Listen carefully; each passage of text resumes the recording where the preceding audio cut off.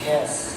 In Genesis, when God rested on the seventh day, did He rest only for 24 hours? Okay, ganito, no? Yes or no? Yung, yes. Yes. Okay, pero explain ko. Ay, you say yes. Oo, nag-rest siya ng 24 hours. Cessation. Okay, kaya So after 24 hours, He went back to work. hindi siya nag-work. Okay, wala na Operation. Wala siya nakasulat kasi complete na yung kanyang work. Ang susunod niyang work doon, redemption. Again para maging malinaw, pastor, hindi siya nagpahinga dahil napagod. At yun ang reason para gumawa siya ulit. Brother, wait. Did I say a while ago, did I mention in my first time that God rested because He was tired? Did I say that? Kaya nga, pastor, Did I say that? in-explain ko, pastor. Ito, explain Just ko. say yes or no. In-explain ko, pastor. Okay, explain ko po sa inyo ng maayos. No, please answer first yes or no before you explain. Sasagutin ko. Did I say God was tired? Okay, sasagutin ko, Mr. Did I say Moderator. Sasagutin ko, Mr. Moderator. Wait lang po sasagutin ko, okay.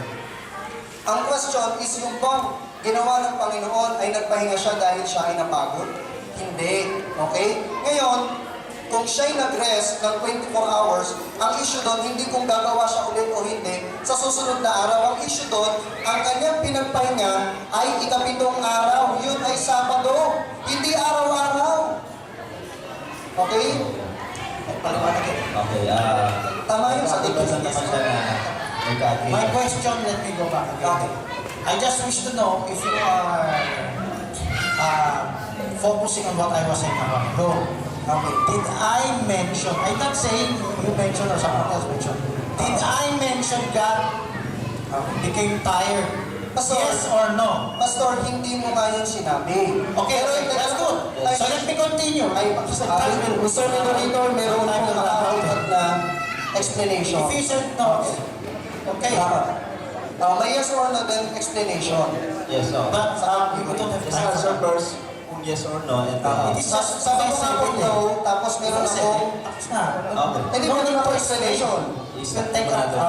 Stop time. It will take too much time. Ayan, so, ito, categorical, dapat sagutin mo muna na kung yes or no, and then, ma-follow up kung meron man pwedeng paliwanag, so, just a little. It's like this. I will give you, it is on my discretion if I will ask for an explanation. It's like just as simple as that. So my time will not run. So, If I want you to explain, I'll tell you. So, kayo po ang masusunod, hindi yung moderator. No. If I ask a question, categorical question, if I ask you to explain, you can explain. You can take up most of the time. If I ask for a simple affirmative or negative, please answer that. So my time will not. So, kayo na lang bahala, Mr. Moderator. Okay, so, okay naman para sa kanya yung yes or no. So, Kasi ang nakasulat po dyan, categorical question, pag sinagot, may kaakibat na explanation. yes, ito naman yung binasa namin. Yan yun eh. Meron siyang follow-up para sa bulan. So let me continue na. Okay, next start. Once again. How many minutes to go? Okay.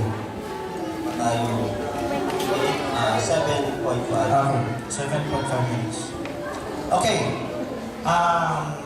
Since you never heard me say God was tired, no need to explain that because we both agree on that. Okay, no need to take much time. Now, with regards to Deuteronomy 5:3, do you agree that the Sabbath is part of the covenant of God with Israel? Yes. So, if that is part of the covenant, Deuteronomy 5:3 says that their fathers did not have that covenant yet. Okay, explain ko po. Do you agree? Explain ko po, Mr. Moderator. No, affirmative or negative. Do you agree? I-explain ko po muna, Mr. Moderator. Just agree. Agree ako sa talata, no ako doon sa interpretation mo. So, you don't agree that the I don't agree fathers... with your interpretation. I agree with the So Bible. let me clarify. Yes. You don't agree with my interpretation. Yes. So, you don't agree that the fathers did not have that covenant with as the children of Israel had with God? Could you read the verse? Deuteronomy 5:3. The Lord Sige, made basahin mo. not His covenant with our fathers, but with us. So do you disagree or agree? You said you agree the verse, but you disagree. This is how I understand it, right? So, this is how I understand it. The fathers did not have that covenant before, except with the Israelites. So, do you agree or disagree? Okay. So, do you disagree that part? Mr. Moderator, sagot na ako. Yes. Agree or disagree? Agree ako sa Bible, pero disagree ako dun sa kanyang interpretation. Now, i-explain ko. Okay lang? Okay lang, explain ko. Ilang minutes na? 4 minutes and 6.5 minutes. 7 minutes and 30 seconds. Could you explain 30 Okay. seconds? 30 seconds. Okay, explain ko sa'yo. Bakit ikaw nagbibigyan na? Explain ko sa'yo. Sa Romans chapter 9, verse 4 to 5, binabanggit na lahat ng binigay ay nasa Israel. Okay? Lahat ng ibinigay ay sa Israel. Ngayon, ang question, bakit napunta ito sa atin? Acts chapter 7, verse 38, upang ito ay mga aral na buhay, upang ibigay din naman sa ating mga Kristyano. Ngayon, ang next ko pong sagot doon, ang usapan po natin, araw ng Panginoon, hindi validity ng Sabat. May Sabat tayo parehas. Ang tanong mo sa akin, anong araw? Okay, yung question natin, so... Okay, so let me continue. Yes, Continuation. let me continue. 30 seconds over. Mr. Moderator, wait lang po. Nilinawin ko lang po. Nilinawin ko lang po. Nilinawin ko lang po. Hindi po kayo ang magbibigay ng time kung ilang minuto o segundo ako magsasalita. Kasi hindi ko po yan ginawa sa inyo. Hinahayaan po kayo. Ngayon, gusto kong malinaw tayo na kapag meron kang categorical question, follow up with explanation. Okay? Para malinaw tayo. Yes, andun yung sa rules. Ayun, nandun yung sa rules. Paano kung yung explanation kinain namin yung oras? Kasama yun sa sagot talaga. Kasi para natin Para explain katulad ng kung ano pagbibigay yung ko sa talagang sagot niya. So, i-define niya yung sagot niya sa pamamagitan ng Tama. pag-explain niya. So, yun po ba tayo para at least... Yung bala ko ng focus yung oras. So, Okay, so... continue ulit yung time na po. Okay, so, go ahead, sir, kung ano ba yung- In Hebrews chapter 4, Yes. He limited a certain day. Yes.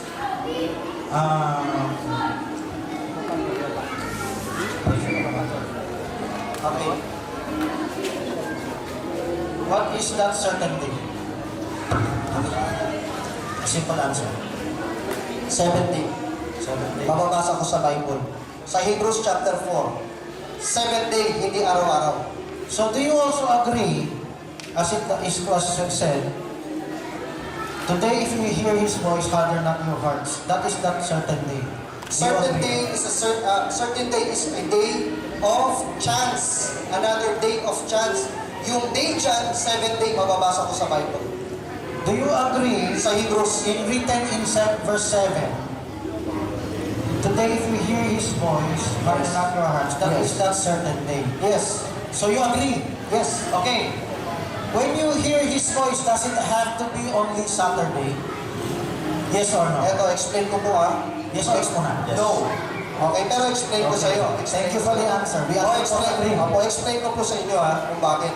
Yung tinatawag na certain day of another chance or chance today, yung chance na yon available pa rin sa mga tao. Pero hindi siya nangangahulugan na Sabado. Ano? Amen. Pero ang natitirang Sabat ay 7 day ayon sa Hebrew, mababasa ko yun. Okay. Sa book of Hebrews, gusto mo basahin ko? If you have agreed that it's not limited to only Saturday you can hear His voice, then any day of the week you can hear His voice. Okay. Ang sagot ko po kayo. Any day of the week you can hear His voice. Amen. Yes. Pero ito po, explain ko sa mo So let me finish. So do you agree that the Sabbath represents that day? Hindi. So you don't agree? No. The Sabbath represents the day you will hear His voice. Sige, ganito explain ko po. Yung pong hearing voice o yung tinatawag na chance, araw-araw po yung ibinigay ng Diyos na available sa atin. Pero yung panginili ng Sabat, ikapitong araw pa rin, mababasa ko sa talata sa Hebrews, hindi pa rin araw-araw. 7 day pa rin. Kung gusto nyo po, ipapabasa nyo po sa akin. Okay, so you agreed a while ago, hearing His voice is also that certain day. Secondly, you agreed a while ago that it's not always Saturday. Last 2 minutes. So, my last question. Yes. Ay, 2 minutes pa. My next question. Yes. Do you agree Sabbath represents something? No. represents salvation. Ano yung something? Salvation, example, salvation. No. You don't believe Sabbath represents salvation. No? So you don't believe Sabbath represents eternity, like God resting. Ang pinag-uusapan natin It dito, says a cessation from ang pinag-uusapan natin dito, Pastor, pati ikaw, lumalagpas ka sa paksa mo. Ang dapat mong itanong sa akin, yung bang Sabat, araw-araw. Ang tinatanong, hindi, ito po yung sagot ko eh. Ang Sabat sa kanya, salvation, hindi dapat nakasulat salvation. Wala sa paksa eh. Stop po natin yung questions. Wala sa paksa. I-stop natin yung tanong ko. Okay. Dapat related Yes. topic. So, start ulit. Meron tayong 1 and 15 seconds. Okay, start. Does the word esteem or worship means you must gather together? Kasama po yun. Kasama yun. Tsaka bukod doon, wala tayong problema sa pagsamba. Ang pinag-uusapan natin, pangilin sa pagsamba. So it is compulsory that worship means only gathering together. Ulitin ko wala tayong problema sa araw ng pagsamba. Kasi sa amin, ang araw ng pagsamba ay araw-araw. Ang pinag-uusapan dapat natin, araw ng pagsamba at pangilin, yun ang itanong mo sa akin.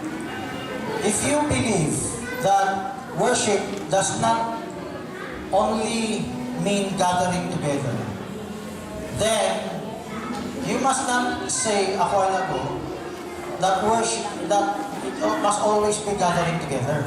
Okay? The same word with esteem. Does the word esteem means you must gather together? Mr. Moderator, explain Yes ko. or no lang? No. No. Esteem that. Okay, time is up.